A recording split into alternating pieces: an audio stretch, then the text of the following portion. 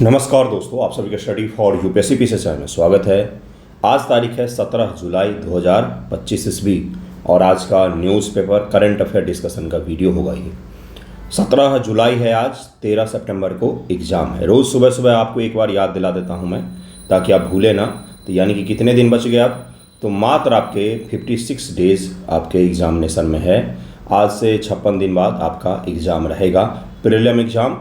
और फिर आप बोलेंगे कि पेपर कठिन आया, आसान आया, वो सब चीज़ें होती हैं। डिटेल वीडियो होगा, ध्यानपूर्वक देखिएगा शुरू से अंत तक में। अंत में बिहार स्पेशल का भी टॉपिक है, बड़ा ही सुंदर सा इनिशिएटिव शुरू किया गया बिहार गवर्नमेंट के द्वारा, तो उसको भी हम लोग पढ़ेंगे। ठीक है, एक एक करके शुरू करेंगे। पहला टॉपिक है प्रधानमंत्री धन धान्य कृषि योजना। क्या है ये, क्यों चर्चा में है? क्योंकि गवर्नमेंट ने इसको शुरू कर दिया है। बजट में इसका ऐलान किया गया था, अब इसको कल कैबिनेट के द्वारा हरी झंडी दे दी गई, पैसा भी एलोकेट कर दिया गया।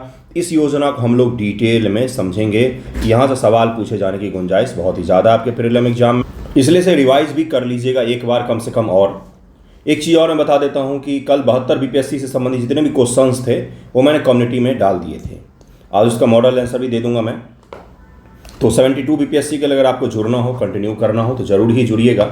डिटेल में आंसर राइटिंग और गाइडेंस प्रोग्राम 15 जुलाई से शुरू हुआ है। प्रधानमंत्री धन धान्य कृषि योजना क्यों अभी मैं 72 के लिए कह रहा हूँ, बहुत सारे बच्चे समझ ही नहीं पाते हैं। 71 जिनको इस बार सीरियसली देना था ना, अगर वो बिल्कुल फ्रेश शुरू कर रहे थे, तो 1 साल की तैयारी होती है सिविल सर्विसेज की मिनिमम। उसमें आप इस लायक हो पाते हैं पीटी मेंस एग्जामिनेशन दे सकें। ऊपर ऊपर थोड़ी ना होता है कि पीटी का नोटिफिकेशन आ गया तो फॉर्म भर लो, एग्ज़ाम दे दो, तो फिर ऐसा कुछ नहीं होता है। इसीलिए अभी से जुड़ने के लिए मैं कह रहा हूँ। गवर्नमेंट मर्ज 36 स्कीम, 36 से बड़ी योजनाओं को मर्ज करके एक योजना शुरू किया जा रहा है, प्रधानमंत्री धन धान्य कृषि योजना। ये योजना बिल्कुल याद हो जाना चाहिए आज ही। इसका फिर बाद में ऐसा ना हो कि भाई ढूंढ रहे हैं कि वो योजना कब पढ़ा था, कहाँ पढ़ा था। 2 बार इसको देख लीजिएगा। प्रधानमंत्री धन धान्य कृषि योजना भारत सरकार द्वारा शुरू की गई एक महत्वाकांक्षी योजना है, जिसका उद्देश्य 100 कृषि जिलों में कृषि संबद्ध क्षेत्रों, पहला पीटी फैक्ट, 100 कृषि जिले 100 एग्रीकल्चर डिस्ट्रिक्ट की पहचान की जाएगी। किस आधार पर 100 जिलों को चुना जाएगा? मान लीजिए यही प्रीलिम एग्जाम में पूछ ले, तो फिर क्या जवाब देंगे आप, वो भी देखेंगे। इस योजना को केंद्रीय बजट 25-26 में वित्त मंत्री निर्मला सीतारमण जी के द्वारा घोषित किया गया था। 16 जुलाई 2025 को केंद्रीय मंत्रिमंडल की मंजूरी दी गई और यह योजना नीति आयोग की महत्वाकांक्षी जिला कार्यक्रम एस्पिरेशनल डिस्ट्रिक्ट प्रोग्राम से प्रेरित है। अब ये क्या है भाई, तो देश के 100 अल्प विकसित डिस्ट्रिक्ट के ऊपर में विशेष ध्यान देना, जिसके पश्चात से वो आगे बढ़ सकें और सभी डिस्ट्रिक्ट के साथ compete कर सकें। ध्यान से सुनिएगा, नीति आयोग का आकांक्षी जिला प्रोग्राम, आकांक्षी जिला कार्यक्रम एस्पिरेशनल डिस्ट्रिक्ट प्रोग्राम। जिस प्रकार से क्लास में अगर कोई वीक स्टूडेंट होता है तो शिक्षक क्या करते हैं, अलग से उसको पढ़ाने की कोशिश करते ताकि वो क्लास के लेवल को मैच कर जाए। जैसे बिहार में भी होता है कि अगर स्कूल में कोई बच्चा सही नहीं हो है भाई, पढ़ने में थोड़ा सा कमज़ोर है, तो बिहार सरकार के द्वारा गर्मी की छुट्टी के दौरान स्पेशल कैंप लगाया जाता है उन बच्चों को पढ़ाने के लिए।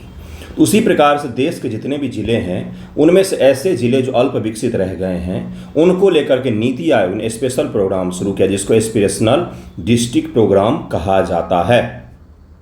इसके तहत में ऐसे ज़िले जो कम विकसित हैं उनको विशेष सहायता दे करके, विशेष ध्यान दे करके देश के सभी ज़िलों के बराबर लाने का प्रयास किया जाता है। इसी से प्रेरणा लेकर के देश के 100 जिलों में जो कृषि के दृष्टिकोण से थोड़े से कम विकसित हैं, कम प्रोडक्शन होता है, उनके लिए प्रधानमंत्री धन धान्य कृषि योजना शुरू किया गया है। छप गया होगा दिमाग में, कुछ भी अलग नहीं है इसमें। ओके, बदलने के लिए शुरुआत किया गया है PMDDKY, प्रधानमंत्री कृषि धन धान्य योजना का 100 कम उत्पादकता वाले जिले। पहले ही मैंने आपको समझा दिया कौन से 100 जिले, तो जो कम उत्पादकता वाले हैं, जिनमें प्रोडक्शन वगैरह कम है, कृषि उत्पादकता, फसल विविधीकरण और सतत कृषि प्रथाओं को बढ़ावा देने का प्रयास इसके द्वारा किया जाएगा। आपको पता चल गया होगा कि क्या कर किया जाएगा इस योजना का मुख्य उद्देश्य। अब उद्देश्यों को जरा हम लोग समझेंगे 5 पॉइंट्स में। ये पांचों आपको याद होना चाहिए। मेंस एग्जामिनेशन में अगर ये पूछा जाता है तो आपको लिखना पड़ेगा। पहला, कृषि उत्पादकता में वृद्धि, यानी कि आधुनिक तकनीक और बेहतर भूमि उपयोग के माध्यम से कृषि की दक्षता बढ़ाना। अगर 1 एकड़ में 100 क्विंटल हो रहा है तो उसको उत्पादित करके 150 करना, 200 करना, मतलब जितनी क्षमता है उससे ज़्यादा करना, क्योंकि यहाँ पर तुलनात्मक रूप से कम प्रोडक्शन हो रहा है। फसल विविधीकरण, यानी कि फसल विविधीकरण का मतलब होता है कि एक ही प्रकार के फसल नहीं, फसल को बदल बदल कर लगाया जाए, जिसको सतत कृषि की प्रक्रिया कहा जाता है। क्यों भाई? आपने धान लगाया, गेहूं लगाया, उसके पश्चात से फिर धान गेहूं लगा दिया तो ये आपकी खेत को बर्बाद कर देता है। धान लगाया, गेहूं लगाया, फिर आपने दलहन का कोई फसल लगा दिया, तो अगली बार जब आप धान लगाएंगे तो आपको यूरिया कम डालना पड़ेगा। इसको कहा जाता है फसल विविधीकरण, यानी फसलों को बदल बदल कर लगाने की प्रथा को बढ़ावा दिया जाएगा। मिट्टी के स्वास्थ्य को ध्यान में रखते हुए टिकाऊ कृषि को बढ़ावा देना, सॉइल का हेल्थ भी हमें देखना पड़ेगा। पंचायत और ब्लॉक स्तर पर कटाई के बाद भंडारण को बढ़ाना। पहला क्या था भाई? उत्पादन बढ़ाना। दूसरा क्या है भाई? सतत कृषि की प्रक्रिया और मिट्टी का हेल्थ, सॉइल का हेल्थ को इंक्रीज करना।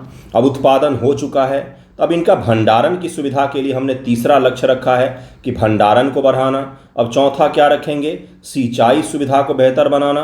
पांचवा क्या रखेंगे कि अगर ये सब चीज़ें हो रही हैं फिर भी किसी किसान को ऋण चाहिए, तो यानी कि उसको ऋण मिल जाए आसानी से, इसका व्यवस्था करना। यही 5 के 5 लक्ष्य हैं, दिमाग में बिल्कुल छप जाने चाहिए, कुछ भी इसमें टफ नहीं है। पहला है प्रोडक्शन बढ़ाना, दूसरा है मिट्टी का स्वास्थ्य और सतत एग्रीकल्चर की जो प्रथाएं हैं, ट्रेडिशन है, उसको बढ़ावा देना, फसल विविधीकरण को बढ़ावा देना। तीसरा क्या है? भंडारण। चौथा है सिंचाई, और पांचवा क्या है? तो ऋण के लिए, किसानों के लिए सुलभता से ऋण उपलब्ध करवाना। ये 5 के 5 हैं, ये आपको याद हो गया होगा आई थिंक। योजना की मुख्य विशेषताएं। 100 जिलों का चयन किन मानदंडों पर किया जाएगा? यही मैंने आपको बोला था। मान लीजिए प्रीलिम एग्जाम में मैं पेपर बनाता तो मैं पूछ लेता कि भाई 100 जिलों का चयन किन किन मानदंडों पर किया जाएगा। 6 स्टेटमेंट डाल दो, उनमें से 3 चुनने के लिए बोल दो। इफ अगर कठिन सवाल आते हैं तो, वरना तो पूछेगा कितने जिलों में, तो 100 जिलों में। कब शुरू किया गया है? तो भाई कल ही शुरू किया गया है इसको। तो कम कृषि उत्पादकता वाले जिले, मध्यम फसल सघनता, क्रॉप इंटेंसिटी वहाँ पर कम हो, औसत से कम ऋण उपलब्धता, यानी कि वहाँ किसानों के लिए ऋण भी कम उपलब्ध हो। ये तीनों डेटा भारत सरकार के पास होते हैं। इन तीनों डेटा का आधार पर वो 100 जिलों का चयन कर लेगी। जब 100 जिलों के नाम भी आ जाएंगे तो वो भी मैं आपको बता दूंगा। प्रत्येक राज्य केंद्र शासित प्रदेश से कम एक जिला तो चुना ही जाएगा। जिलों का आवंटन नेट क्रॉप्ड एरिया और परिचालन जोत, ऑपरेशनल होल्डिंग के आधार पर किया जाएगा। ये जरूर याद रखिएगा। 6 वर्ष 25-26 से शुरू हो रहा है और अगले 6 वर्षों तक ये चलेगा। इस फाइनेंशियल ईयर से शुरू करके अगले 6 वर्षों तक ये चलेगा। 24,000 करोड़ का बजट, कोई अतिरिक्त आवंटन नहीं होगा। धनराशि 11 मंत्रालय की 36 मौजूदा योजनाओं का अभिसरण के माध्यम से प्रदान की जाएगी। जो अलग अलग 36 योजनाएं चल रही हैं उन सभी को मर्ज करते हुए ये पैसा आवंटन किया जाएगा। अभिसरण का मॉडल, यह योजना 11 मंत्रालय, कृषि, खाद्य मंत्रालय, पशुपालन, डेयरी, मत्स्य पालन, वित्त, ग्रामीण, सहकारिता, सिंचाई आदि की 36 योजनाओं को इंटीग्रेट करके लागू किया जाएगा। ये आपको पता चल गया होगा। राज्य सरकार की योजना, निजी क्षेत्र के साथ स्थानीय साझेदारी को भी शामिल किया जाएगा।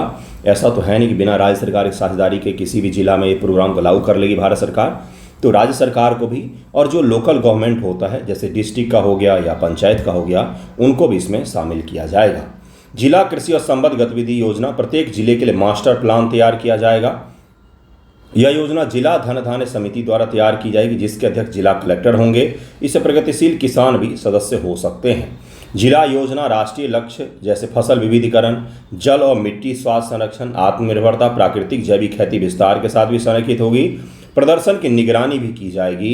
117 प्रमुख संकेतक के आधार पर की परफॉर्मेंस इंडिकेटर्स तैयार किया जाएगा कि जिन बच्चों पर में ध्यान दिया गया था कि पुअर स्टूडेंट हैं, उनका क्या अब ग्रोथ रेट है, ये उनको रिपोर्ट कार्ड से पता चल जाता है। उसी प्रकार से यहाँ पर ढेर सारे 117 हमने संकेतक बनाए हैं, जिसके आधार पर हम ये देखेंगे कितना ज़्यादा इस योजना में प्रगति हुआ है।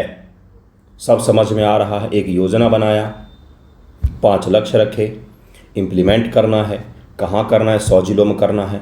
क्यों 100 जिले? क्योंकि 100 जिलों में उत्पादकता कम है, ऋण वहाँ पर कम मिल रहा है। अब सारा योजना लागू कर दिया, अब हमें देखना कि योजना सही से काम कर रही है या नहीं कर रही। तो हम क्या करेंगे, एक हमने डैशबोर्ड बना लिया जिस पर सारा कुछ रिपोर्ट आता रहेगा, फिर हम देखेंगे, मॉनिटर करते रहेंगे कि सही काम हो रहा है या नहीं हो रहा है। बस यही चीज़ है। तकनीकी सहायता कृषि व राज्य कृषि विश्वविद्यालय के प्रत्येक जिले के लिए तकनीकी ज्ञान भागीदार के रूप में नियुक्त किया जाएगा। जैसे बिहार में पूसा समस्तीपुर है, तो उसको नियुक्त किया जा सकता है कि भाई आप जिलों में देखिए किस प्रकार से काम हो रहा है। 3 स्तरीय होगा, जिला स्तरीय, राज्य स्तरीय और राष्ट्र स्तरीय, यानी कि देश, राज्य और जिला 3 स्तरीय कार्यान्वयन किया जाएगा। इतने सारे स्तर शामिल कर दिए हैं, इतनी सारी मंत्रालयों को शामिल कर दिया है ना, फाइल घूमते ही भटक के रह जाएगा। अपेक्षित लाभ किसानों की संख्या 1.7 करोड़ किसानों को लाभ पहुंचेगा, ऐसा माना जा रहा है। प्रेरणा और मॉडल हमने कहां से लिया है, तो आकांक्षी जिला कार्यक्रम जिसको 2018 में शुरू किया गया था, देश के 112 सबसे कम विकसित जिलों को चिन्हित किया गया था और उसी के आधार पर अब ये शुरू किया गया प्रधानमंत्री धन धान्य कृषि योजना शुरू किया गया है। चुनौतियां भी कुछ हैं, महिला किसानों की भागीदारी। कुछ टिप्पणीकारों ने सुझाव दिया कि समितियों में 50% महिला सदस्य शामिल की जाएं, क्योंकि महिलाएं 70% कृषि कार्य करती हैं, by force not by choice. महिलाएं कृषि कार्य जो भारत में करती है, according to economic survey for India, ये कोई बाई चॉइस नहीं करती हैं, अधिकांश महिलाएं बाई फोर्स करती हैं। इसका क्या तात्पर्य है? इसका तात्पर्य है कि पुरुष कमाने चले गए हैं शहर मजदूरी करने, घर की जो महिलाएं हैं वो कृषि में जाकर के रोपनी करती हैं, धान कटाई करती हैं, गेहूं उठा करके लाती हैं। तो इस प्रकार के मजदूरी वाले जो काम हैं वो बाई फोर्स करती हैं, इच्छा से नहीं करती हैं। ये भी ये ध्यान में रखिएगा। तो ये आपको मैंने पूरा योजना समझा दिया है, ज़रूर इसको याद रखिएगा। अगला जो टॉपिक है बहुत ही इम्पोर्टेंट है, क्योंकि देश में पहली बार इस तरह का कुछ हो रहा है। क्या हो रहा है भाई? तो जनजातियों के जो जीन होते हैं उसको सीक्वेंसिंग करने जा रहा है एक राज्य जिसका नाम है गुजरात। गुजरा हुआ रात गुजरात, गुजरात है। गुजरात राज्य के जो ट्राइब्स हैं उनके लिए जीनोम परियोजना शुरू किया गया। ये जरूर ही याद रखिएगा। ये पूछा जाता है कि भाई किस राज्य ने पहली बार ट्राइब्स के लिए जीनोम सीक्वेंसिंग प्रोजेक्ट को शुरू किया है, तो वो अपना गुजरात राज्य है जिसने शुरू किया है। इसको जरूर याद रखिएगा। अब इसके बारे में ज़रा डिटेल पढ़ लेते हैं। गुजरात ने भारत की पहली ट्राइबल जीनोम परियोजना को शुरू किया है। इस परियोजना की घोषणा 16 जुलाई 2025 को आदिवासी विकास मंत्री कुंवर डिंडोर की अध्यक्षता में उच्च स्तरीय परामर्श के दौरान की गई। और यह जो पहल है गुजरात बायोटेक्नोलॉजी रिसर्च सेंटर के द्वारा किया जाएगा। चिंता मत करिए, मैं जीनोम सीक्वेंसिंग समझाऊंगा भी, उसके लाभ हानि हर चीज़ को समझेंगे। मुख्य उद्देश्य क्या है? अनुवांशिक स्वास्थ्य जोखिमों की पहचान करना। जब हमें जीन के बारे में, आदिवासियों के जीन के बारे में पता चल जाएगा तो उनके क्या जोखिम उत्पन्न हो सकते हैं, इसकी भी हम लोग पहचान कर लेंगे। प्रिसीजन हेल्थ केयर सक्षम करना, यानी कि बिल्कुल टारगेटेड हेल्थ केयर को सक्षम करना, ऐसा इसका उद्देश्य रखा गया है, जो उद्देश्य बताया गया है। क्या कोई और उद्देश्य हो सकता है? हमें नहीं पता इसके बारे में। मुख्य विशेषताएं: जीनोम अनुक्रम परियोजना के तहत 2000 व्यक्तियों के जीनोम का अनुक्रम किया जाएगा, जो राज्य के 17 जिलों में रहने वाली आदिवासी समुदाय से होंगे। जीनोम डेटाबेस का निर्माण: गुजरात में ट्राइबल आबादी के लिए एक संदर्भ जीनोम डेटाबेस बनाया जाएगा, जो भविष्य में अनुसंधान और स्वास्थ्य सुधार के लिए उपयोगी होगा। कार्यान्वयन: गुजरात बायोटेक्नोलॉजी रिसर्च सेंटर के द्वारा किया जाएगा। यह भारत में पहली बार ऐसी पहल है कि आदिवासी समुदाय के स्वास्थ्य और आनुवंशिक विविधता पर में ध्यान दिया जाएगा। जीनोम अनुक्रम होता क्या है? तो यह एक प्रक्रिया है जिसमें किसी जीव के पूरे डीएनए का अनुक्रम विश्लेषण किया जाता है। डीएनए निकाल लिया किसी जीव का, जीव इंसान भी जीव ही है, इंसान बस सबसे बुद्धिमान जीव में से एक है, और इस बुद्धिमान जीव ने बाकी सभी जीवों के लिए खतरा उत्पन्न कर दिया। ये डीएनए है, बीच में हाइड्रोजन बॉन्ड वगैरह होता है यहाँ।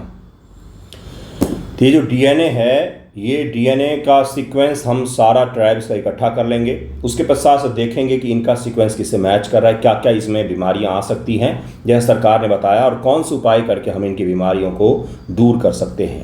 इंडिया जीनोम प्रोजेक्ट भी है, पूरे देश के लोगों के जीनोम मैपिंग करने का भी एक प्रोजेक्ट है कि आखिरकार आए कहाँ से हैं। ठीक है, प्रक्रिया डीएनए को छोटे खंडों में तोड़ा जाता है, फिर इन खंडों को पढ़ा और जोड़ा जाता है, पूरा जीनोम तैयार हो सकता है। यह चिकित्सा अनुसंधान, बीमारियों का निदान, व्यक्तिगत उपचार, प्रिसीजन मेडिसिन में उपयोगी है। गुजरात का ट्राइबल जीनोम परियोजना में 2000 आदिवासी व्यक्तियों के जीनोम का अनुक्रम कर उनकी स्वास्थ्य जोखिमों को समझने का प्रयास किया जा रहा है।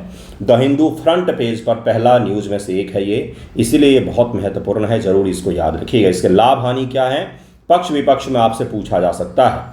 रोग निदान व उपचार पहला है, जैसे कि जीनोम अनुक्रम से आनुवांशिक रोग जैसे कैंसर, सिस्टिक फाइब्रोसिस का जल्दी पता चल सकता है, जिससे व्यक्तिगत उपचार, प्रिसीजन मेडिसिन संभव है। स्वास्थ्य जोखिम की पहचान, अनुसंधान, रिसर्च के लिए उपयोग कर सकते हैं। कृषि और पर्यावरण, पौधे और जानवरों के जीनोम अनुक्रम से बेहतर फसल और पशु प्रजातियां विकसित की जा सकती हैं। अगर हम पौधे और जानवरों का करते हैं तो जागरूकता, व्यक्तियों को अपनी आनुवांशिक जानकारी से स्वास्थ्य के प्रति जागरूक बनाया जा सकता है, ऐसा सरकार कह रही है।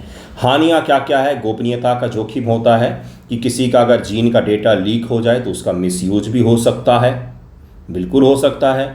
मनोवैज्ञानिक प्रभाव, आनुवांशिक बीमारी का पता चलने पर चिंता या अवसाद उत्पन्न हो सकता है। उच्च लागत, बहुत खर्चा आता है, बहुत पैसा खर्चा होता है इसमें। नैतिक मुद्दे भी हैं, जीन संपादन या भेदभाव की संभावना भी हो सकती है। इस व्यक्ति का जीन तो देश के बाहर से बिलोंग करता है, ये तो बाहरी व्यक्ति हो गया, इस व्यक्ति का जीन तो बड़ा ही खराब वाला बिलोंग करता है, तो इस प्रकार के नैतिक समस्याएं भी उत्पन्न हो सकती हैं। नेक्स्ट टॉपिक है कि भारत अमेरिका जेवलिन मिसाइल सह उत्पादन, इसको ज़रा समझिएगा।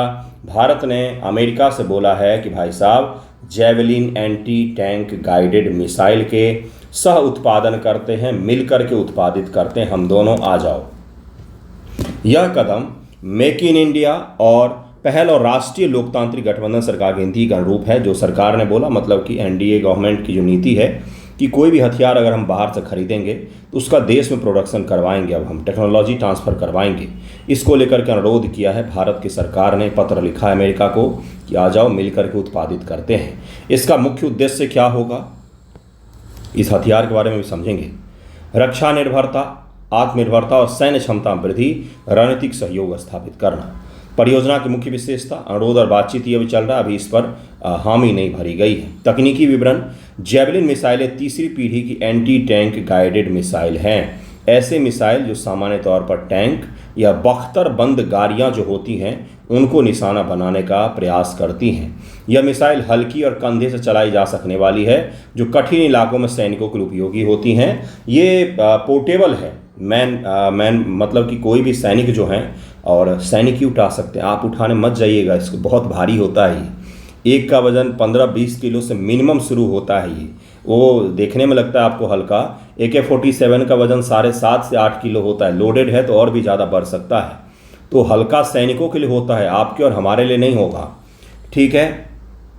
जो कंधे पर इसको लेकर के जा सकते हैं और आसानी से कहीं से भी फायर कर सकते हैं, ये इसकी सबसे बड़ी खासियत है, जिसके कारण से खतरनाक बन जाता है। कहीं पर भी इसको लेकर के जाया जा सकता है और आसानी से इसको कहीं पर भी लेकर के जाकर के उपयोग किया जा सकता है।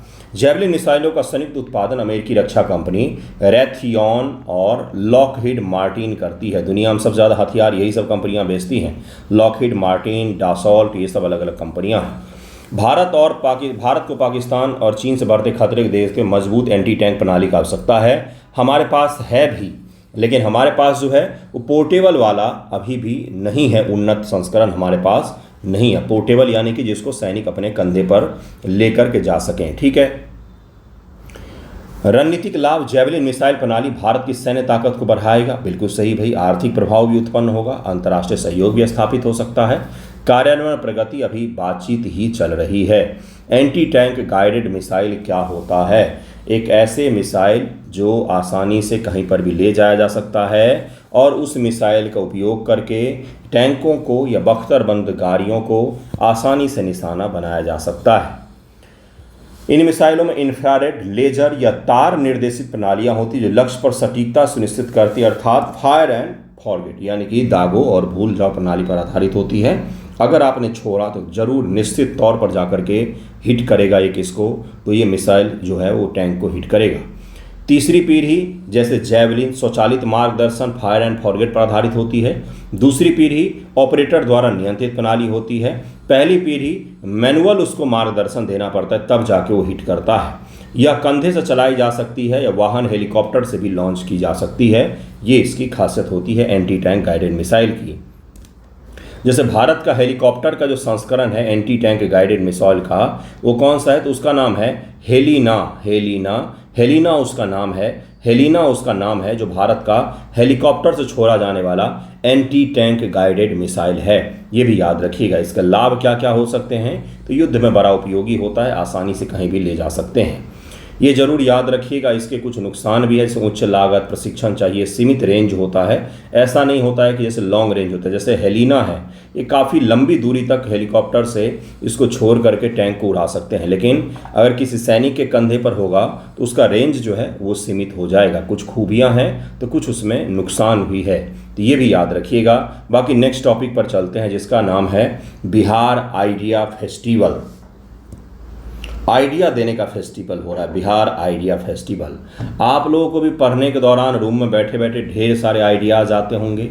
बिहार सरकार ने ज़मीनी स्तर पर नवाचार एवं उद्यमिता को प्रोत्साहित करने हेतु बिहार आइडिया फेस्टिवल पोर्टल का शुभारंभ किया है। बिहार सरकार ने ज़मीनी स्तर पर इनोवेशन और उद्यमिता को, स्टार्टअप को और उद्यमिता को बढ़ावा देने के लिए बिहार आइडिया फेस्टिवल पोर्टल का भी शुभारंभ किया गया है। ये याद रखिएगा। यह पहल छात्र, युवा, आप छात्र हैं कि युवा हैं, छात्री होंगे, उद्यमियों, स्टार्टअप टीमों, यहाँ तक कि ग्रामीण क्षेत्र से भी अपने विचार सीधे सरकार के समक्ष प्रस्तुत करना आमंत्रित करती है। आपके भी मन में कोई स्टार्टअप से जुड़ा हुआ विचार हो तो आप सरकार को दे सकते हैं, लेकिन फूड डिलीवरी, कपड़ा डिलीवरी छोड़ के देना गुरु।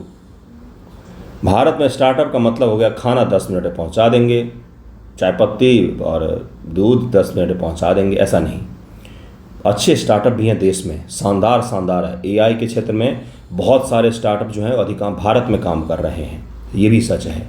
तो कुछ अच्छा अगर आपके पास में आइडिया हो तो सरकार को आप पहुंचाएं। सरकार के पास आइडिया की कमी हो गई है तो आप उनको पहुंचाएं आइडिया कि भाई क्या किया जा सकता है, और ये आइडिया सभी के लिए होगा कि भाई ऐसा कुछ अच्छा अगर आपके पास आइडिया है, किसी को स्टार्टअप शुरू करना है तो हो सकता है आपका आइडिया शुरू कर ले। बिहार आइडिया फेस्टिवल के बारे में इसका पहल उद्देश्य पूरे राज्य से नवीन विचारों, व्यवहारिक समाधानों को एकत्र कर उन्हें समर्थन और संवर्धन हेतु एक मजबूत मंच प्रदान करने का यह आइडिया रखा गया है।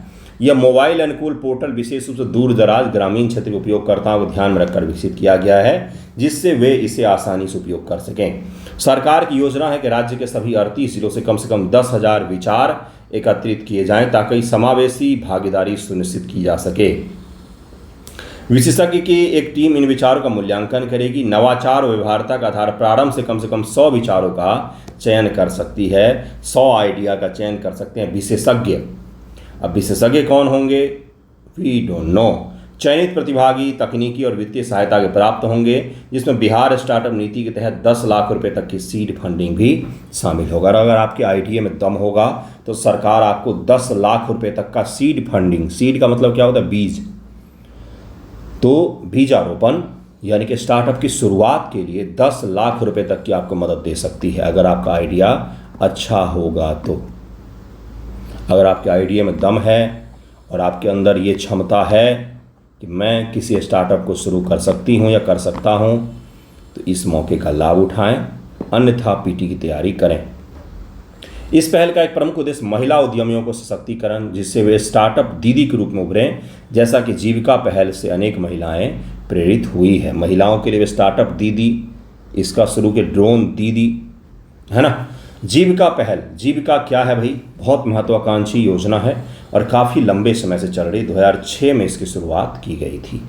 गरीबों का सामाजिक एवं आर्थिक सशक्तिकरण ग्रामीण स्तर पर, इसका मुख्य लक्ष्य जो था वो यही रखा। कौन सा मंत्रालय इसके लिए जिम्मेदार है? बिहार ग्रामीण आजीविका संवर्धन सोसाइटी द्वारा किया जाता है, जो बिहार सरकार के ग्रामीण विकास बिहार विभाग के तहत कार्यरत एक स्वायत्त निकाय है।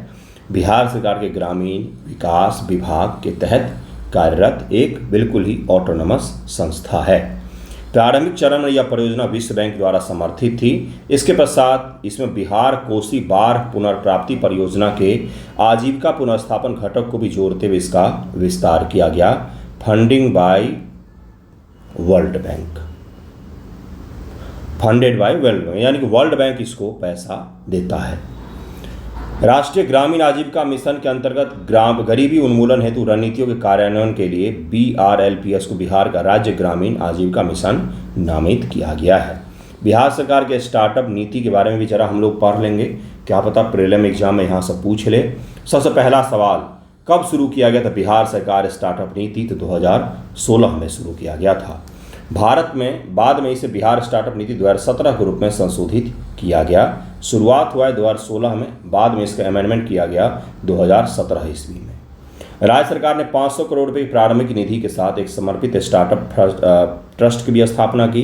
500 करोड़ के साथ की बिहार में कोई स्टार्टअप के लिए ऋण लेने आएंगे तो हम उसको इस फंडिंग से पैसा मुहैया करवा सकते हैं।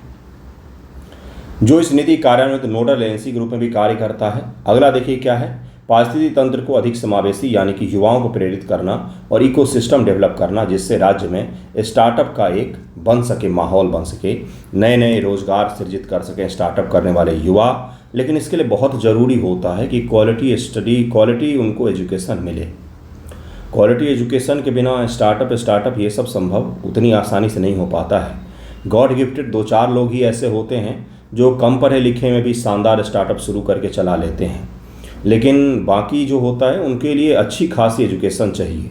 देश में अभी जितने बड़े स्टार्टअप आपको दिखते हैं, बड़ी बड़ी कंपनियां दिखती हैं, कभी फ्लिपकार्ट भी हुआ करती थी, अब तो बेच दिया गया उसको, सब IIT के लोगों ने शुरू किया है। मैक्सिमम IITian जो बच्चे हैं पास आउट, उन्होंने शुरू किया है। तो बेहतर एजुकेशन चाहिए होता है स्टार्टअप के लिए, क्योंकि लीडरशिप की क्वालिटी और समझ होनी चाहिए इसके लिए। तो वो सभी में नहीं हो पाता है। बिहार में एजुकेशन पता ही आपको कितना अच्छा मिल रहा है, ख़ास तौर से हायर एजुकेशन। ठीक है, प्राइमरी और हायर एजुकेशन अगर सही कर लिया जाए तो इस प्रकार की नीतियाँ खूब अच्छे से चलेंगी, अन्यथा इस प्रकार की नीतियों का कोई महत्व बनता नहीं है खास तौर से। तो ये याद रखिएगा, स्टार्टअप नीति मैंने आपको समझा दिया, जो यहाँ से प्रश्न पूछा जाएगा वो भी बता दिया है। इसमें अब नीचे MCQ दिया हुआ है, अगर आप ग्रुप में जुड़ेंगे तो ये सारे आपको PDF हिंदी इंग्लिश में मिल जाते हैं। ज़रूर ही जुड़िएगा। थैंक यू सो मच आप सभी का वीडियो देखने के लिए।